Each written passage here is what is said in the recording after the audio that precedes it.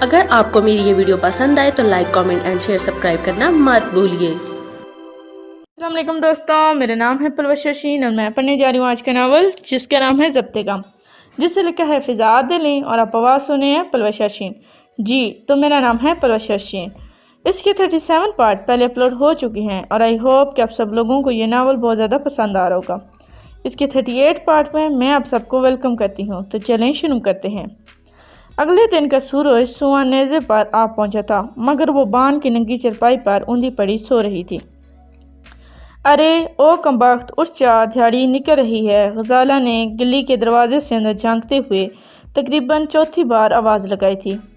غزالہ جگہ کے باہر بوسیدہ سی چٹائی پر بیٹھی اون بن رہی تھی۔ مسلسل چوتھی بار بھی آواز لگانے پر وہ نہ اٹھی تو وہ کچھ مشکوک سی ہو کر کمر پر ہاتھ دری اندر چلی آئی۔ اس کی چرپائی پر پہنچ کر اس نے ایک بار پھر اسے آواز لگائی، مگر وہ نہ بولی۔ غزالہ کا دل دہل گیا، اس نے جھک کر اسے ہلایا، وہ بے سدھ پڑی تھی۔ ارے اوہ، کیا ہوا ہے تجھے؟ وہ دل پر ہاتھ رکھتے ہی اس کے قریب ہی بیٹھ گئی۔ وہ پریشانی میں اسے زور زور سے ہلانے لگی۔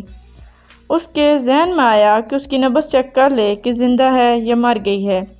اس نے لپک کر اس کا کمزور سا بازو ہاتھ میں لیا اور نبض ٹٹولنے لگی۔ نبض دوڑ رہی تھی، یوں جیسے پٹری پر ریل کے ڈبے آگے پیچھے بھاگ رہے ہوں۔ اس کا جسم تپ رہا تھا جیسے کسی نے انگاروں پر رکھ دیا ہو۔ اس کا بازو چھوڑ کر کمر ہاتھ پر رکھتی کھڑی ہوئی اور مٹی کے گھڑے سے کٹورے میں پانی اڈھیل کر لے آئی۔ اس کی سمجھ میں یہی آیا تھا۔ اس نے اس کے چہرے پر پانی کے چند چھینٹے مارے تو وہ کراہنے لگی۔ اس نے اس کی گردن کو سہارا دے کر اوپر کرتے ہوئے پانی پلانا چاہا۔ اس نے کٹورے سے 2 گھونٹ پانی پیا اور پھر سے نڈال ہو گئی۔ او خدایا، اب کیا کروں؟ کلثوم نے سر پر ہاتھ مارا۔ کچھ دیر اسی طرح بیٹھی رہی۔ یہ مر جائے گی تو جان چھوٹ جائے گی، اس کی بھی اور میری بھی، اس نے سوچا۔ نہیں، یہ مر تو ویسے بھی جائے گی، مرنا تو مجھے بھی ہے، یہ میری بہن ہے، میں کیوں خود غرض بن کر صرف اپنے بارے میں سوچ رہی ہوں؟ اس کے وجود سے نجات پانا چاہتی ہوں، مجھے اس کے بارے میں سوچنا چاہیے، ورنہ روز محشر یہ میرے گریباں ضرور پکڑے گی کہ میں نے اس کے بارے میں کیوں نہ سوچا۔ زندگی تو اس نے اپنی خود جہنم بنائی ہے، مجھے کم از کم اس کی موت آسان کرنی چاہیے۔ مجھے جلد کچھ کرنا ہوگا۔ وہ غریب تھی، مگر جیسی بھی تھی اس کی بہن تھی، اس کے دکھوں سے اس کو نکالنا چاہتی تھی۔ جانتی تھی ان غموں سے نجات کا راستہ صرف موت ہی ہے، مگر وہ زندگی میں بے سکون تھی۔ اس کی آخرت بے سکون ہوتی نہیں دیکھ سکتی تھی۔ وہ اٹھ کھڑی ہوئی۔ اس نے جھونپڑی کے اندر ایک طرف رکھے صندوق میں سے نیچے والے صندوق نکالا۔ اس میں چند روپے تھے، یہ زری کے ہی بھیک کی کمائی سے جمع ہوئے تھے۔ اس نے وہ نکال کر اپنے دوپٹے کے پلو سے باندھے اور پھر اسے چرپائی پر سیدھا کر ڈالا۔ ایک پرانی مگر قدرے صاف چادر اس پر ڈال دی۔ وہ باہر نکل کر بہت تیزی سے چلنے لگی۔ کچی بستی سے نکل کر وہ بازار کی طرف چل دی۔ پرانے جھگیاں بازار کے نکڑ پر ایک حکیم کی دکان تھی۔ کم پیسوں میں بھی وہ حکیم ان کی ضرورت کے مطابق ہر طرح کا علاج کر لیتا تھا۔ وہ اس کی دکان پر پہنچی، اپنی بہن کا حال سنایا۔ حکیم نے جیسے ہی سنا اٹھ کھڑا ہوا۔ اس نے چند دوائیاں اپنے پرانے سے چھوٹے لیدر کے پرس میں رکھیں اور اپنے شاگرد کو کرسی پر بٹھاتے ہوئے وہ غزالہ کے ساتھ ہو لیا۔ باہر نکل کر غزالہ نے پیدل چلنے کے بجائے رکشے پر بیٹھنے اور جلد از جلد گھر پہنچنے کا سوچا۔ وہ حکیم صاحب کو بھی اپنی طرف پیدل نہیں لے جا سکتی تھی۔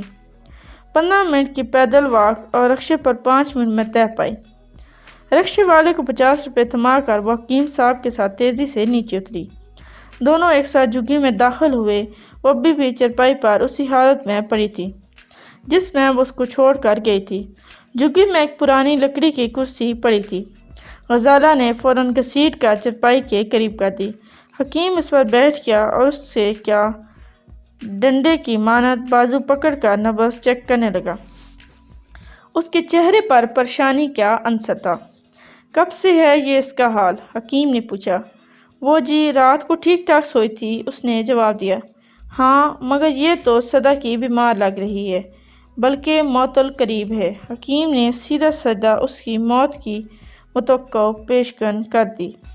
میں دوائی تو دے رہا ہوں مگر میرے خیال سے اسے میرے علاج سے فائدہ نہیں ہوگا۔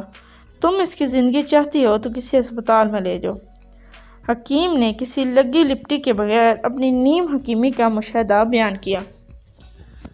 یہ بھی اچھا تھا وہ اپنی حکیمی اس پر جھاڑ کر خواہ مخواہ مردے کے جسم سے آخری سانس نکال کر اس گناہ کو اپنے سر نہیں ڈالنا چاہتا تھا۔ ڈاکٹر کا سن کر غزالہ نے رہس سے احسان بھی خطا ہو گئے۔ حکیم صاحب کچھ کریں، میں کیسے ڈاکٹر تک لے کر جاؤں گی؟ کسی سرکاری ہسپتال لے جاؤ۔ اگر یہ کل کلاں کو مر گئی تو تمہیں افسوس تو نہ ہوگا کہ تم نے اتنی سی بھی کوشش نہ کی۔ حکیم نے اپنی لیدر باکس سے ایک چھوٹی بوتل نکال کر اس کو تھمائی۔ 2 چمچ پانی میں گھول کر پلا دو۔ اس نے اس کی تقریر کی اور اپنے بکس بند کرتا اٹھ کھڑا ہوا۔ پیسے کتنے؟ ابھی غزالہ کے منہ میں ہی تھا کہ حکیم نے ہاتھ کے اشارے سے پیسے دینے سے منع کر دیا۔ غزالہ نے دل ہی دل میں اسے دعا دے ڈالی، مگر اب اسے ہسپتال کی فکر ہو رہی تھی۔ وہ کیسے زری کو ہسپتال تک لے کر جائے؟ کچھ دیر کی گہری سوچ کے بعد وہ اٹھ کر اسے دوائی پلانے لگی، بہت مشکل سے، مگر اس نے اس کے حلق سے دوا پانی میں ڈال کر نیچے اتار دی۔ وہ اس کے قریب چرپائی پر بیٹھی، جھریوں زدہ سیاہ چہرے پر فکر و پریشانی گہرے تاثرات تھے۔ وہ اپنی مرتی ہوئی بہن کو دیکھ رہی تھی۔ انسان مٹی سے بنتا ہے مگر نہ جانے کیوں کیسے غرور کا زہر اپنے اندر پا لیتا ہے۔ میری پھول جیسی بہن کیا سے کیا بن گئی، صرف اس کا غرور، اس کی لالچ اسے اس مقام پر لے آئی۔ اس کے پاس سب راستے بند ہو چکے ہیں کہ وہ مجرم ہے تو اب معافی تک مانگنے کا راستہ بھی نہ بچا۔ اس نے سوچا اب اسے کیا کرنا چاہیے، وہ بس یہی سوچ رہی تھی۔ گیٹ کے باہر چوکیدار کھڑا دیکھ کر وہ کچھ فاصلے پر رک گئی۔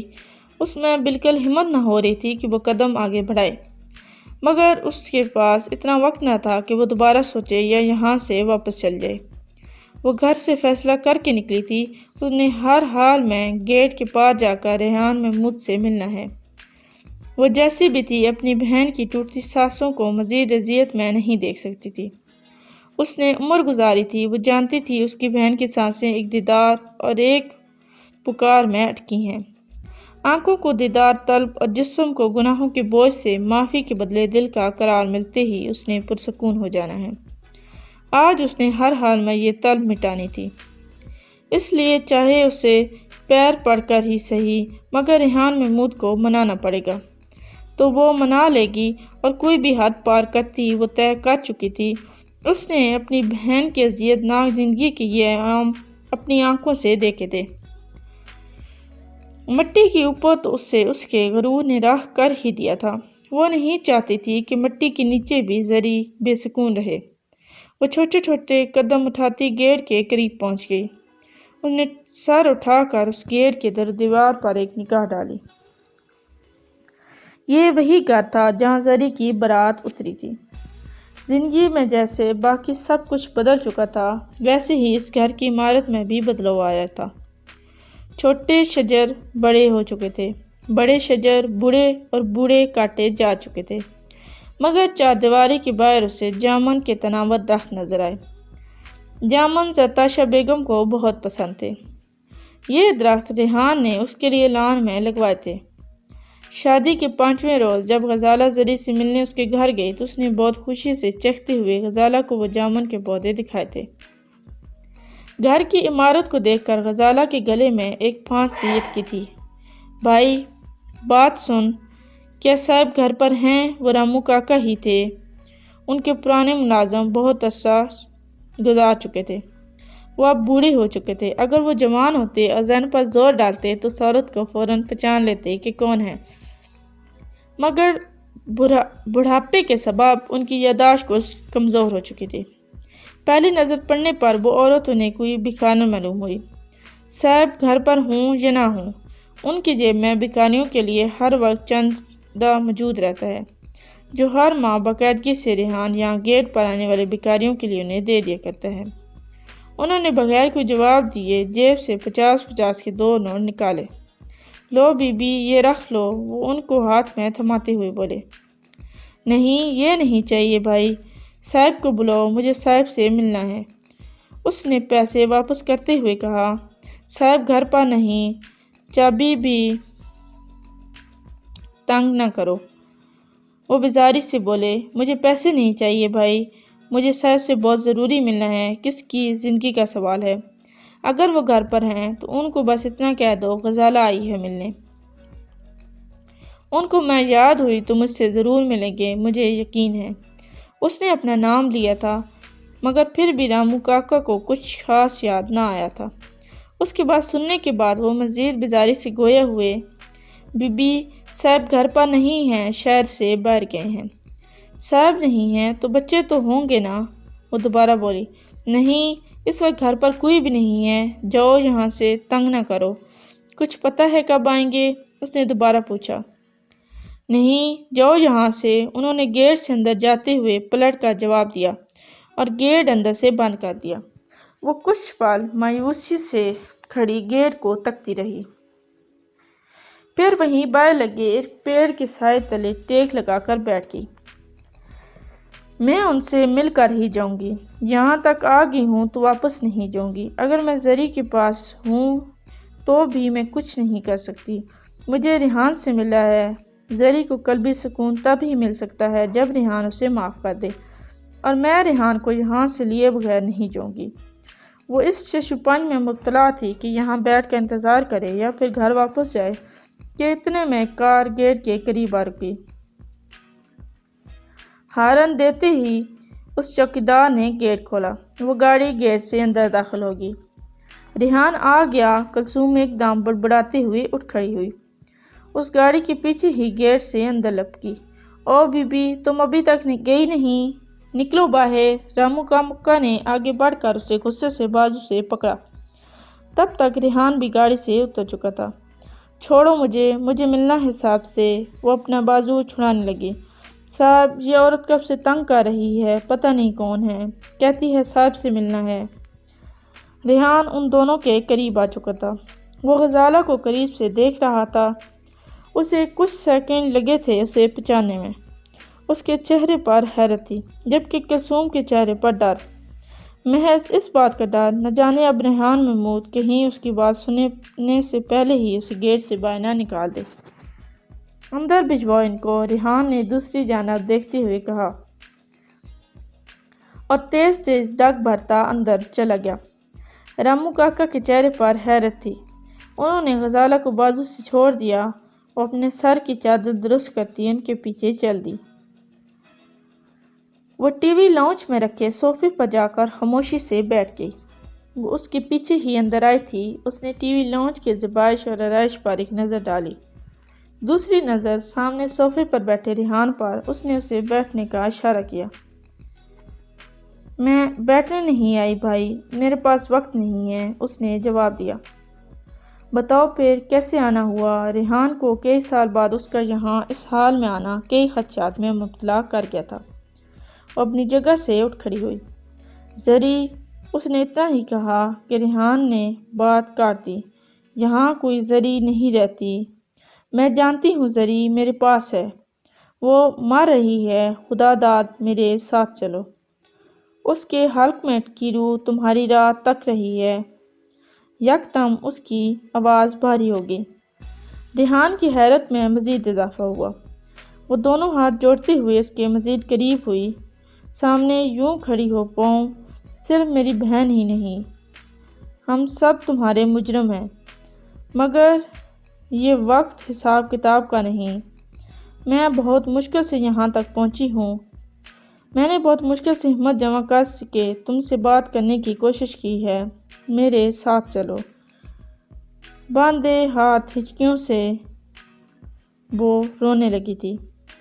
ज़िंदगी तो जलालत में गुजार दी है तुमने। अगर उसे माफ़ ना किया तो ऐसी मौत मर गई तो वहाँ भी सुकून से नहीं रह पाएगी। मावरा कहाँ है? रिहान ने उसकी इतनी बातों के जवाब में ये सवाल किया। साफ ज़ाहिर हो रहा था जैसे अब उनके दिल में उसके लिए कोई जज्बा नहीं था। मोहब्बत तो मोहब्बत उसका लहजा बता रहा था। वो नफ़रत या हमदर्दी में नहीं रख सकता था। उसे बस अपनी बेटी की फ़िक्र थी। ये तो वही बता सकती है। उसने नज़रें और हाथ दोनों नीचे कर लिए। चलो, रिहान महमूद तेज़ी से बाहर निकला। वो भी पीछे हो ली। اس نے گاڑی میں بیٹھ کر پچھلا دروازہ کھول دیا اور بیٹھتے ہی اس نے اپنے ٹھکانے کا پتہ سمجھا دیا۔ گاڑی کی رفتار معمول سے کافی تیز تھی۔ اب تک کے لیے اتنا ہی، ملتے ہیں نیکسٹ پارٹ میں، تب تک کے لیے اللہ حافظ۔ Please like, subscribe and share our channel and press the bell icon for more videos.